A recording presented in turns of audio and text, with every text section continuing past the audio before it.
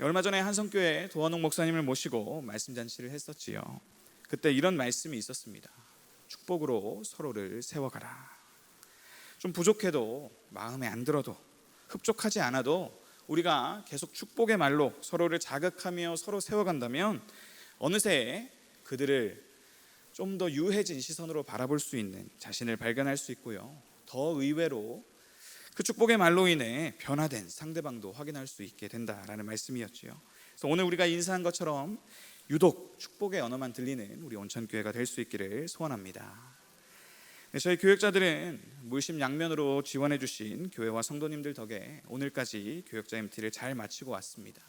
쉼도 없고 또 비전도 공유하며 교회가 함께 중지를 모아 나아갈 방향을 재확인할 수 있는 좋은 시간을 누릴 수 있어 참 감사합니다. 이 자리를 빌어 감사의 말씀을 전하고 싶습니다.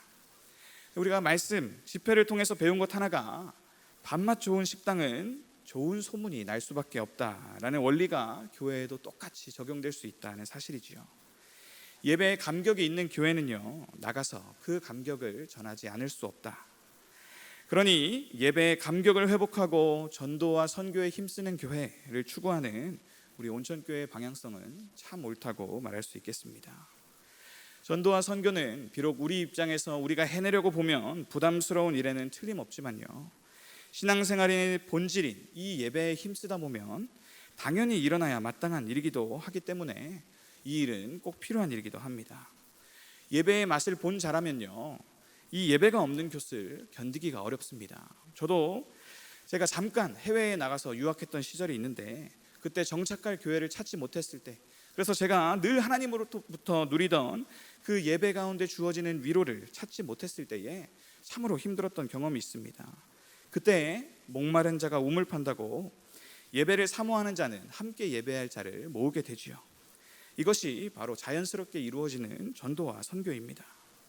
그런데요, 우리가 갖고 있는 이 전도와 선교에 대한 부담만큼이나마 하나님 편에서도 그 전도와 선교에 대한 부담을 느끼시기는 마찬가지입니다. 바로 여기에 우리의 위로가 있습니다.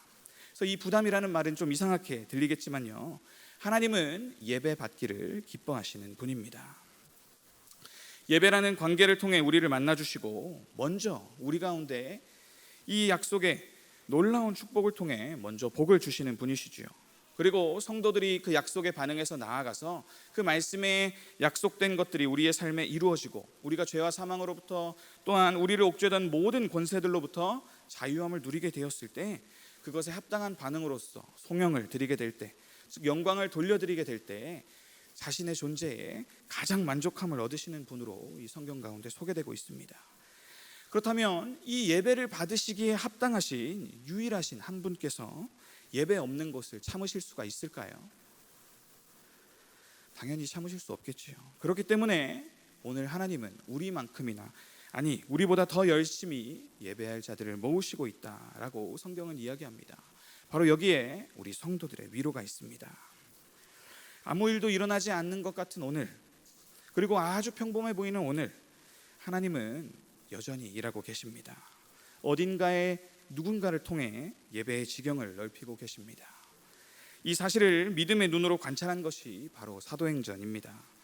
누가라는 의사가요, 데오빌로라는 한 높은 분에게 지극히 평범한 오늘 믿음의 눈을 들어 세상을 바라보면 얼마나 놀라운 일들이 일어나고 있는가를 설명하기 위해 쓴 책이라고 하지요. 하나님은 이 사도행전을 통해서 인류의 모든 역사가 에덴과 같은 낙원인 그 하나님 나라가 다시 회복되는 그러한 방향으로 흘러가고 있음을 모든 인류에게 보여주시고 그 길에 동참하도록 오늘도 우리를 부르시고 계십니다. 그렇기에 여러분, 특별한 날이 따로 있는 것이 아닙니다.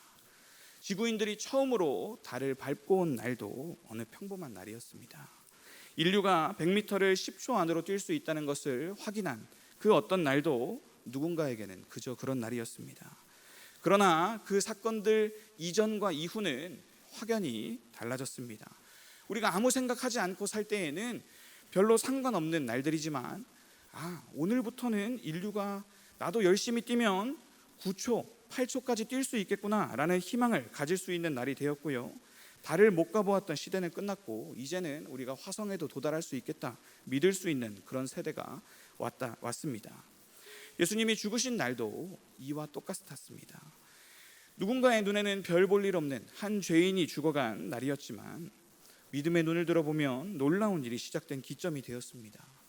이 예수님의 죽음을 통해 하나님 나라가 이 땅에 침투해 들어왔다라고 성경은 선포하고 있고요. 이 사도행전은 그 예수님을 믿고 따르는 무리들이 어떻게 그 하나님 나라를 이 땅 가운데 이루어 가고 있는지를 보여주고 있습니다.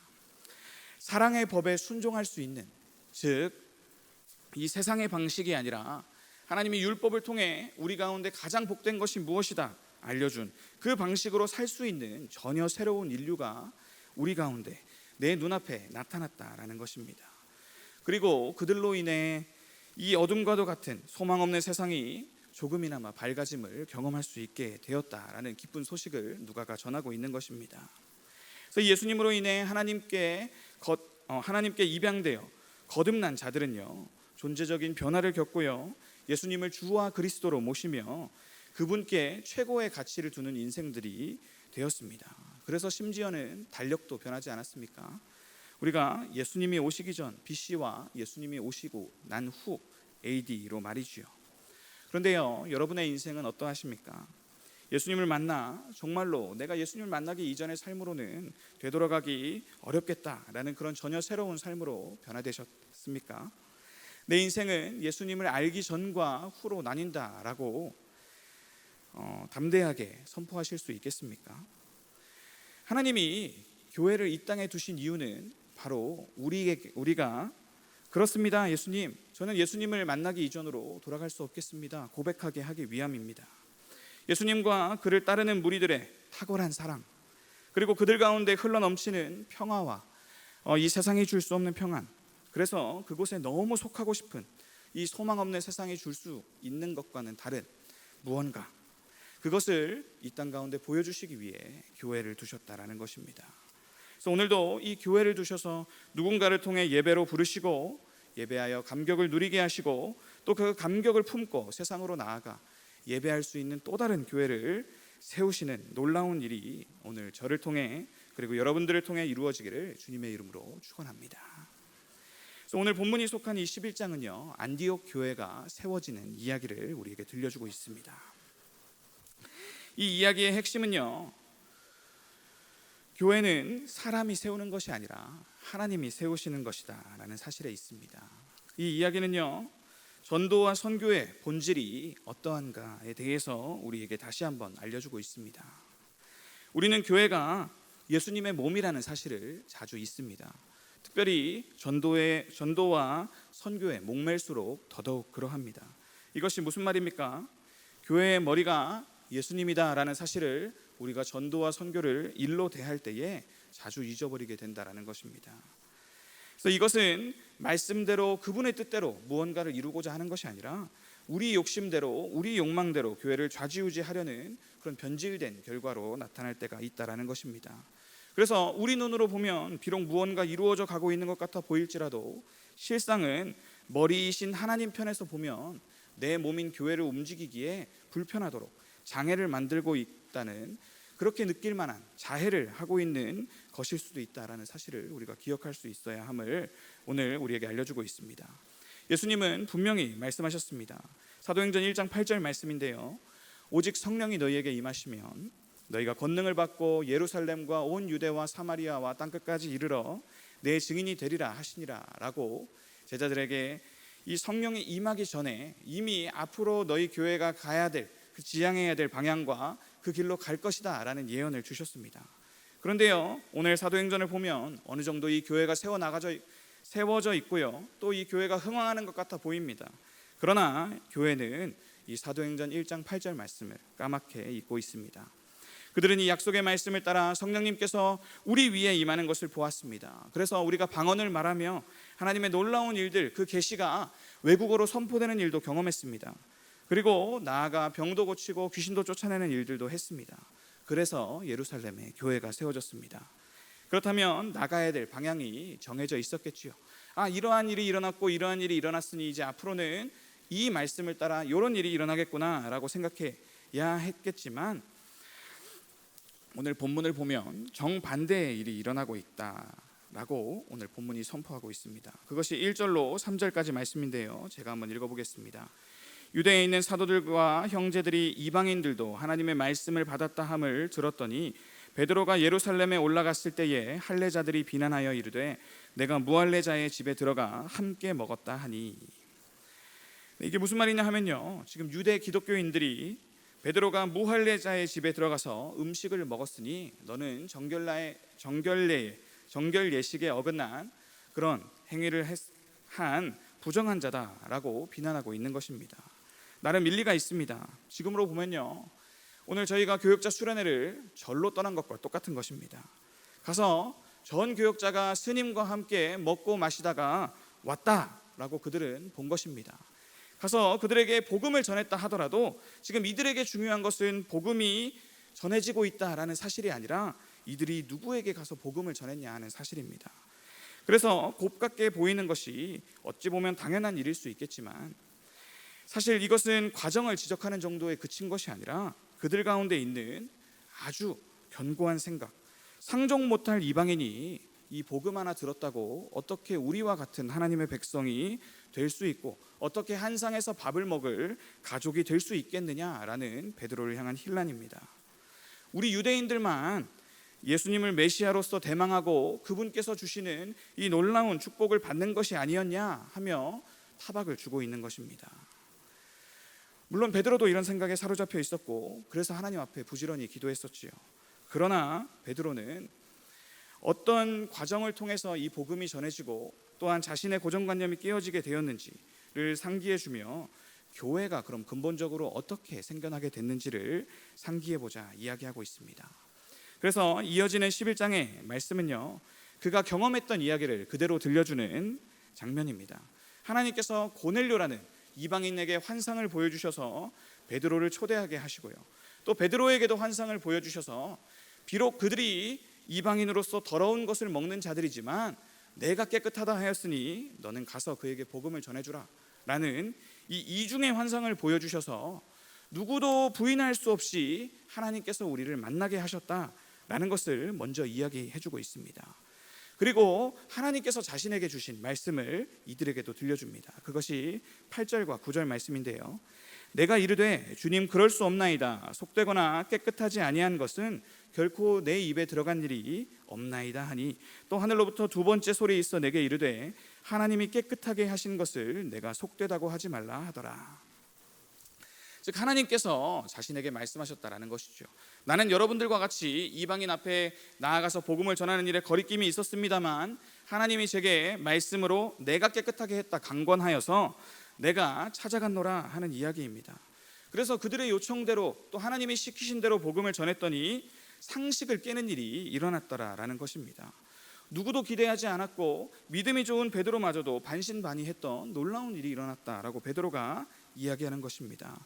그것이 무엇이었냐 하면요, 15절 16절 말씀, 내가 말을 시작할 때에 성령이 그들에게 임하시기를 처음 우리에게 하신 것과 같이 하는지라. 내가 주의 말씀에 요한은 물로 세례를 베풀었으나 너희는 성령으로 세례를 받으리라 하신 것이 생각났노라. 아멘. 지금 하나님께서 오순절에 세계 각지에서 모인 유대인들 위에 성령을 보내주셨던 그 일처럼 하나님께서 이방인들 위에도 성령을 주셨다라는 이 놀라운 일을 자신이 경험했더라라는 이야기입니다. 그러면서 본인이 어떻게 교회가 생겨났는지를 다시 한번 생각하게 되었습니다. 하나님이 우리에게 성령님을 보내주셔서 이 주 예수 그리스도를 따르게 하셨지, 이것처럼 하나님께서 일하시면 저들에게도 주 예수 그리스도를 선포할 수 있는, 믿음으로 받아들일 수 있는 권리를 주셨다라는 것을 알게 되었다는 것이지요. 그래서 17절 말씀을 우리에게 들려줍니다. 그런즉 하나님이 우리가 주 예수 그리스도를 믿을 때에 주신 것과 같은 선물을 그들에게도 주셨으니 내가 누구이기에 하나님을 능히 맡겠느냐 하더라. 아멘. 내가 누구이기에 하나님을 능히 맡겠느냐. 이 고백이 바로 하나님께서 교회를 이 땅에 두시고 오늘도 우리에게 전도와 선교의 사명을 맡기시는 이유더라라는 말씀입니다. 그래서 베드로와 그 예루살렘에 있던 교회들은 지금 흥황하여 가는 이 교회가 얼마나 기뻤을지 모릅니다. 그러나 그들은 자신들의 방식으로 이 교회를 세워나가고 있었습니다. 성령을 주신 분도 하나님이요 권능을 주신 분도 하나님인데 그들은 이 교회가 하나님의 뜻대로 진행되는 것을 제한하고 있었다라는 것이죠. 그들 안에 있는 특권의식과 그들 안에 있는 자신만 정결하다라는 그러한 그 자존심을 내세우며 하나님께서 하시려는 일을 그들이 힘써 맡고 있었다라는 것입니다. 그러나 오늘 베드로도 반신반의하며 이방인에게 구원을 전했더니 하나님께서 성령을 주시더라라는 것이죠. 그때 이 하나님께서는 성령으로 세례를 주시는 분이구나 하는 것이 기억났고, 그래서 자신과 같이 이들을 용인할 수밖에 없었다라는 고백을 하고 있는 것입니다. 자신이 사랑하는 자들, 자신이 가능성 있다고 생각하는 자들, 마땅히 이 축복을 받을 자격이 있다고 생각하는 이 유대 혈통에 대한 선민의식으로 복음을 제안하고 있던 이 예루살렘 교회를 향한 이 베드로의 책망은 사실 자신이 먼저 받았던 책망입니다. 그래서 예수님은 베드로에게 1차적으로 내 몸인 교회에 대한 나의 뜻을 네가 거역할 수 있느냐 물으셨고, 2차적으로는 이 사건을 통해 유대 교인들에게 물어보고 계신 것입니다. 그리고 이어지는 이 부분이 또 감동적인 지점입니다. 18절 말씀인데요, 그들이 이 말을 듣고 잠잠하여 하나님께 영광을 돌려 이르되 그러면 하나님께서 이방인에게도 생명 얻는 회개를 주셨도다 하니라. 아멘. 어떻습니까? 교회에 대한 열정이 있고 이 교회가 우리의 뜻대로 이루어지지 않으면 우리가 한번 싸워볼 만하지 않겠습니까? 그러나 그들 가운데 이 힐난에 이러한 책망의 말씀이 전해졌을 때에 그 말을 듣고 잠잠하더라라는 이야기입니다. 그리고 인정을 하고 그들이 하나님 앞에 영광을 올려드렸다라고 성경은 전하고 있습니다. 이것이 바로 예배의 감격입니다. 하나님, 우리가 전도하지 않아도, 우리가 선교하지 않아도 하나님께서 일하시는 것이 있습니다. 하나님, 우리의 열정보다 더 크신 하나님의 열정이 있고요, 우리의 사랑보다 더 큰 하나님의 사랑이 있습니다. 우리가 그 일을 감히 막을 수 없겠사옵나이다 고백하는 것이 바로 이 성도들이 예배 가운데 누리는 감격이라는 것입니다. 그래서 우리가 주님께서 주신 말씀을 기억하지 못했습니다. 우리가 주님께서 우리에게 권능을 주시고 맡겨주신 더 큰 사명을 우리의 발로 차버리고 우리가 그 사명을 놓쳐버리고 우리 자신을 제한하고 말았습니다. 그렇게 고백하고 회개하고는 이제는 이방인에게도 생명을 얻는 회개를 주셨음을 인정하고 있더라라는 이야기입니다. 그래서 이제 그들은 이방인에게도 복음을 전해야 하는 사명에 눈을 뜨게 되었습니다. 이제 준비해서 그들이 선교사를 세우고 파송하려면 아마 시간이 좀 더 걸릴 것입니다. 그런데요, 성경은 더 놀라운 사실을 우리에게 전해주고 있습니다. 19절 말씀인데요, 함께 읽어보겠습니다. 그때에 스데반의 일로 일어난 환란으로 말미암아 흩어진 자들이 베니게와 구브로와 안디오까지 이르러 유대인에게만 말씀을 전하는데, 그때에 라는 말로 시작하고 있습니다. 바로 이들이 유대인에게 복음이 그치는 것이 아니라 더 나아가서 우리가 이제 이방인과 땅끝까지 복음을 전해야겠구나 라고 생각할 그때에 동시다발적으로 이루어진 일이다라는 의미입니다. 그때 어떤 사건이 일어났느냐, 선교사가 이미 파송되어 있었다라는 이야기를 성경이 전해주는 것입니다. 이 예루살렘 교회가 갖고 있던 좁은 식견과 교회를 제한하는 이러한 자충수에도 불구하고 하나님이 이미 자신의 일을 계획대로 이루고 계셨다라는 것입니다. 바울을 통해 스데반 집사가 순교하고 그 핍박이 극렬해지자 이를 피해 흩어졌던 이들을 바라보면 지금 교회가 후퇴하는 것 같고 하나님 나라가 이 땅 가운데 더 진전되지 않는 것 같지만, 바로 그들을 통해서 하나님은 이 전도와 선교의 일을 놀랍게 이루고 계셨다는 사실을 우리에게 전해줍니다. 그래서 20절과 21절 말씀을 보면요, 그 중에 구브로와 구레네 몇 사람이 안디옥에 이르러 헬라인에게도 말하여 주 예수를 전파하니 주의 손이 그들과 함께 하심에 수많은 사람들이 믿고 주께 돌아오더라 이야기합니다. 그래서 여기 있는 사람들은 핍박을 피해 도망간 사람들입니다. 그리고 그곳에 갔더니 함께 예배할 자들이 없어 목마른 자가 우물을 파듯이 그곳에 예배하는 자들을 모으려고 했던 자들입니다. 그러니 그들 가운데는 내가 이것을 복음을 전하는 것이 정당하냐 정당하지 않냐 하는 그 고민 이전에 헬라인에게도 말해서 이 예배로 초청해야겠다라는 절박함이 있었고, 그래서 아무런 거리낌 없이 주 예수를 전파했더니 놀랍게도 주의 손이 함께 하심에 수많은 이방인들이 믿고 헬라인 교회가 세워졌더라라는 말씀을 오늘 우리 가운데 보여주고 있는 것입니다. 그래서 하나님께서는 유대인들이 이제는 이방인에게도 복음을 전해야 하는구나 라는 것을 알려주기도 전에 이 놀라운 역사를 동시다발적으로 진행하고 계셨다라는 것이죠.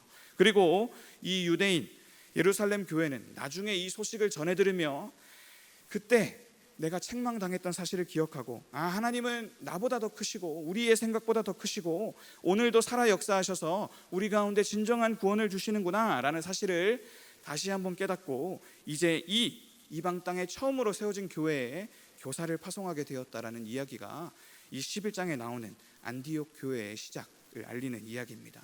그리고 이 안디옥 교회는 하나님 앞에 모여서 이들이 유창한 헬라어를 구사하게 되어서 이제 바울의 선교를 돕는 선교의 전초 기지로 사용되는 것을 우리에게 보여주고 있습니다. 그래서 땅끝까지 복음이 전해지는 이 놀라운 사건이 계속해서 이어질 수 있도록 하나님이 일하고 계시는 것을 우리로 볼 수 있는 그러한 책으로 오늘까지도 우리에게 전해지고 있는 것이지요.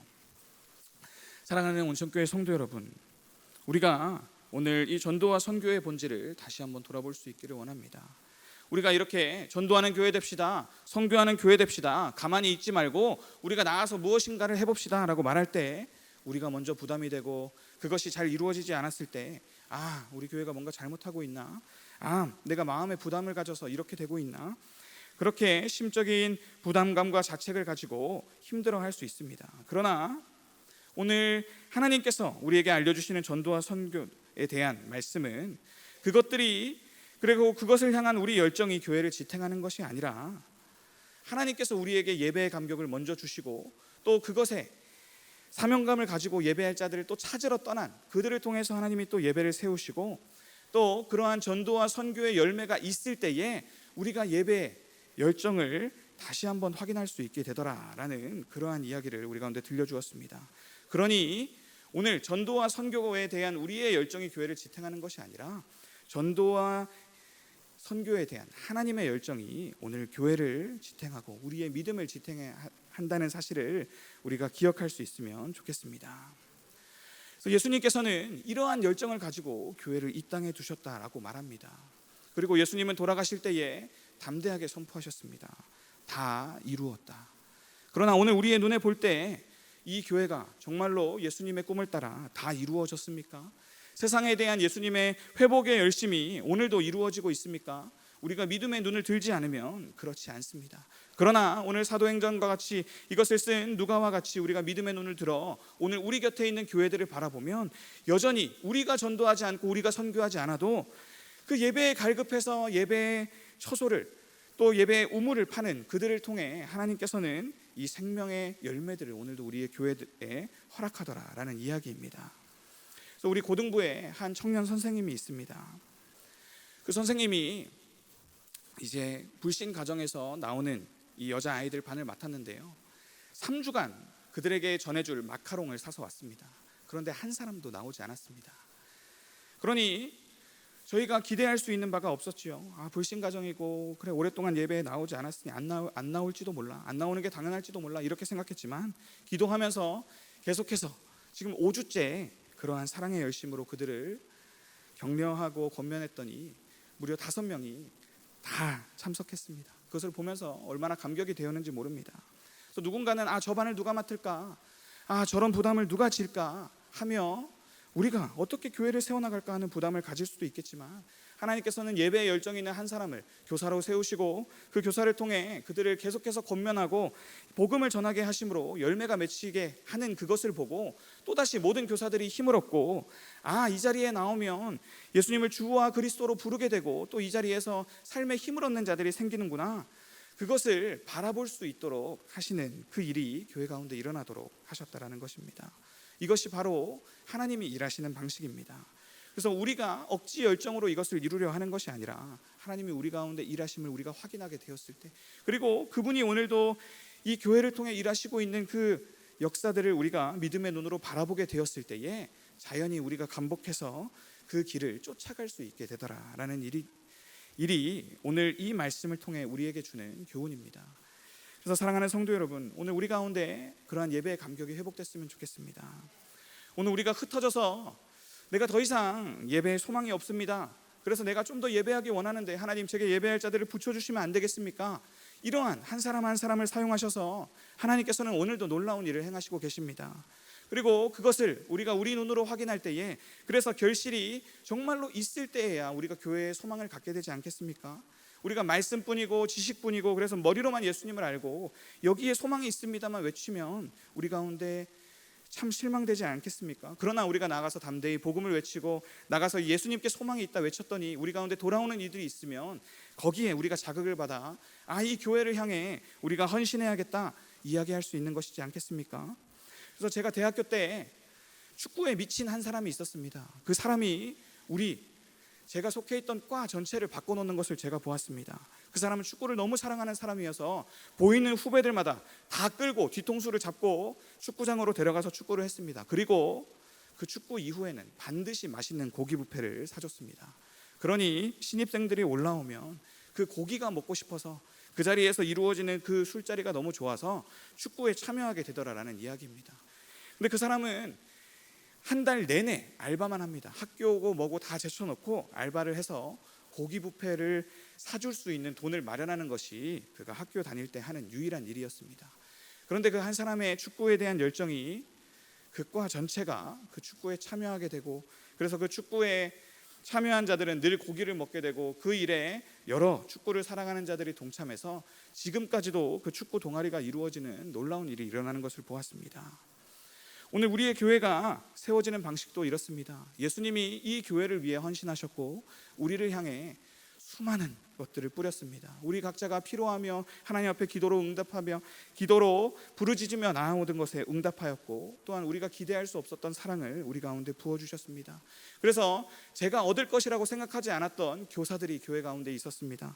제가 받을 거라고 생각하지 않았던 장학금이 우리 교회 가운데 있었습니다. 그러한 사랑의 방식으로 하나님은 우리 각자를 변화시키시고 오늘 우리가 보내진 삶의 자리 가운데 다시 한번 이 예배의 자리로 다른 사람들을 초대하라라고 말씀하고 있는 것입니다. 우리가 교회를 사랑할 수 있는 사람들이 되었으면 좋겠습니다. 그래서 우리도 이 사도행전에 나왔던 자들처럼 이 교회를 향해 우리가 헌신하는 자들이 되었으면 좋겠습니다. 그래서 하나님이 오늘 우리를 질책하셔서 네가 오늘 옳은 방향으로 가고 있느냐 물어보실 때 회개할 수 있는 자들 되었으면 좋겠고요. 그리고 네가 오늘 성령을 제한하지 말고 나아가 복음을 전해봐라 라는 하나님의 음성에 우리가 순종하여서 오늘 우리가 주변에서 만나는 자들에게 담대하게 복음을 전할 수 있는 일들이 일어났으면 좋겠습니다. 그래서 올 한 해 우리가 세운 목표, 우리 가운데 예배의 감격이 회복되어서 우리가 전도와 선교를 이루는 교회가 되었으면 좋겠습니다. 이것이 정말로 한 해를 마치고 났을 때에는 이루어졌구나. 그래서 하나님은 우리 교회를 통해 일하시기를 기뻐하시고 그 일에 나를 참여시키셔서 오늘도 내 믿음을 든든히 세워가시는구나 하는 기쁨이 저와 여러분들 가운데 넘치기를 주님의 이름으로 축원합니다. 이 시간 함께 기도하시겠습니다.